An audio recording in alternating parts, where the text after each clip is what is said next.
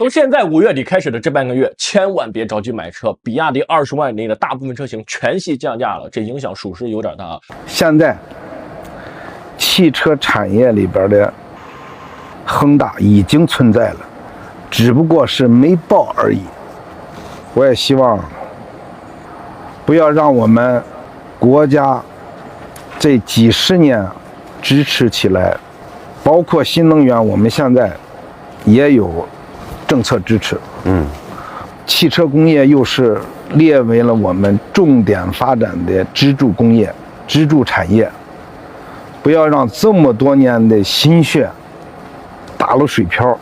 今天咱们资本市场压力最大的就是汽车板块了。那主要原因有2个，第一，比亚迪大幅降价促销，22款车参与，最高降幅5.3万，最便宜6万多，你就可以拿走一辆车了。另外一个就是某汽车品牌的老总近期给大家泼了个冷水，地产行业曾经经历过某大的暴雷，他认为汽车行业的某大已经存在了，只是还没爆。另外，他认为应该给整个汽车行业进行全行业的审计，揭开这个行业财务数据的遮羞布。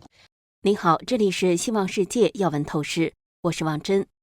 中国电动车企业比亚迪上周掀起新一轮价格战，加上长城汽车董事长魏建军的汽车产业的恒大已存在的说法，让很多中国网友将目光投向比亚迪。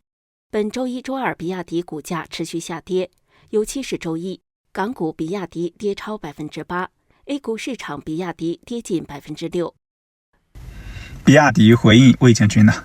比亚迪公关部的总经理李云飞，他是发了2条微博，对于魏建军的一番话进行了一个直接的回应。第一条微博呢，他是发了2张钟馗捉鬼的照片。这位网友解释，李云飞这是直接回应魏建军所说的，如果汽车产业存在鬼灯的话，我一定要站出来把它给吹灭。在李云飞看来，魏建军这样的一种吹灯之举是属于鬼吹灯，那么比亚迪就化身成钟馗，把魏建军这个鬼给抓掉。第2条微博呢，他是发了一句话，说从来只见狗咬人，没见人咬狗的。那也就是说，他把魏建军的批评视为像狗一样在乱叫。那么李云飞这样的回应呢，是属于典型的打嘴炮，是吧？打嘴仗是没有任何的公信力和说服力的，反而是有一点此地无银300两，对号入座的意思。他提到，早在2014年的时候，国外的评级机构就已经针对恒大企业运行的现状，把恒大的信用资质下调了。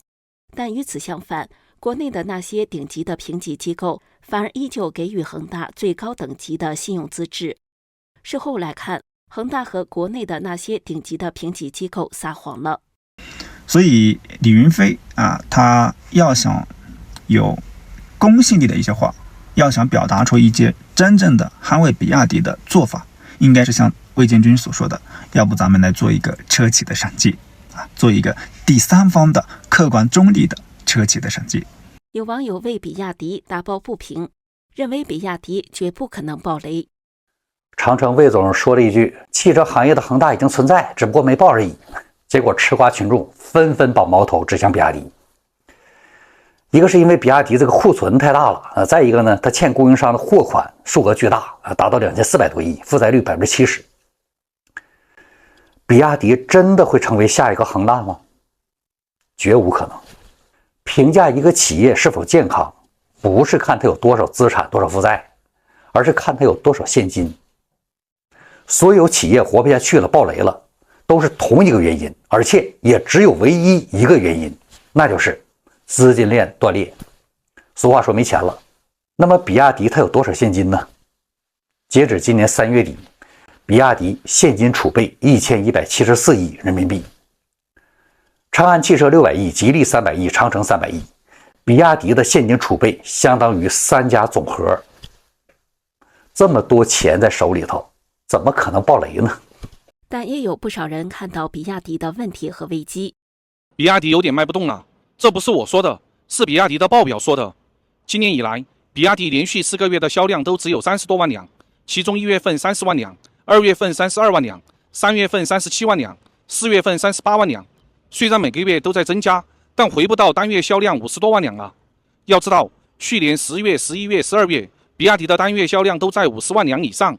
他说，有一些比亚迪的铁杆粉丝向他解释，说1季度是卖车的淡季，4季度才是旺季，比亚迪的销量下滑是正常的。我对这个说法完全不认同。是的，今年1季度全国汽车销量比去年4季度有所下滑，但市场上有不少优秀的汽车厂商销量是在增加的呀。举例来说，小鹏汽车去年4季度的交付量是 9.1 万辆，今年1季度的交付量是 9.4 万辆，交付量环比增加 3.3%。吉利去年4季度的销量是 69.4 万辆，今年1季度是 70.4 万辆，销量环比增加 1.4%。所以比亚迪的销量下滑，主要还是自身出了问题。他指出，销量的不尽如人意会带来2个直接后果。第一个是工厂不能满负荷生产，比亚迪工厂的单月产能可以达到50多万辆，但今年前4个月每个月的销量都只有30多万辆，产能只有高峰时期的70%。第二个是存货会增加，比亚迪今年1季度的存货增加了383亿元。比亚迪的应对之策是开拓海外市场。一方面，比亚迪在泰国、乌兹别克斯坦、巴西、印尼、匈牙利建厂，准备海外建厂、海外销售。另一方面，比亚迪在拼命建设运输船，准备把国内的汽车运到海外市场。比亚迪现在已经有4条运输船了。4月份，船厂刚刚交付了一辆比亚迪深圳号，一次性可以把9200辆汽车运到海外，是全球最大的汽车运输船。王传福想得很明白，比亚迪在国内市场的份额已经非常高了，每3辆新能源汽车就有1辆是比亚迪，只有打开了海外市场，比亚迪的销量才会有巨大的增长空间。中共它现在的这个汽车制造业为什么产能超过内需，超过到如此的程度？主要的原因就是它是一个扩张型的经济，它希望在全世界进行扩张包括这个习近平上台之后的一带一路，都是希望通过向国外去扩张，然后去解决本国经济问题的这个思路，它是走不通的。因为所有的这些国家都存在着自己的社会，它需要发展自己的经济，解决自己的吃饭的问题。如果让中共成为全世界的工厂，那么所有的国家就没有自己的经济了，所有的国家都没有自己独立的制造业，任何一个国家主观上他都是不愿意的，这就是强人所难，这就是中共的共产主义霸权。最后的结果必然就是造成在军事经济上的向外强行的扩张，是造成它在军事上跟国际社会，特别是与自由世界之间的这种对立，这是不可避免的。作为比亚迪的股东或车主，有些风险我觉得还是需要注意的，比如说海外扩张的效果怎么样啊？比亚迪在巴西、泰国建厂要花很多钱呢。现在国际关系这么复杂，他会不会踩坑？他已经踩坑了，只是还没告诉你。另外，小米、华为这些造车的后起之秀，个个来势汹汹，进一步的价格战可能在所难免了，这会压缩他们的利润空间哦。所以你在买他们东西的时候，你看看他们到底现在能赚多少钱。路媒第一财经26号报道称，中国汽车行业陷入史无前例的内卷式价格战。2024年，中国车市上超过200款车型主动或被迫卷入价格战，单车平均降价幅度达 9.2%， 导致全行业利润率严重下滑。中国汽车流通协会数据显示，仅1到8月份，全行业因价格战直接损失1380亿元，产业链整体利润率跌破 3%， 部分车企甚至出现卖一辆亏一辆的畸形现象。去年咱们18家上市车企的总利润488亿，而这个数还不到丰田这个车企利润的 40%。另外，毛利率的中位数 10.5%， 也是低于整个国际的平均水平的。说实话，到这儿不得不问，6万多的智能智驾的车，真的还有很多利润吗？亦或者是说，6万多的车真的能够给乘客，或者是说驾驶员们足够的安全吗？如果是为了降价而降价，越降价越亏损，那这岂不是一个恶性循环吗？如果企业的利润空间不断的被挤压，那么不管是对于企业继续的投入研发，还是在保证车辆的安全方面，都会打折扣的。汽车之家旗下的自媒体平台车家号1周前发文指出，比亚迪面临国内国外4重风险。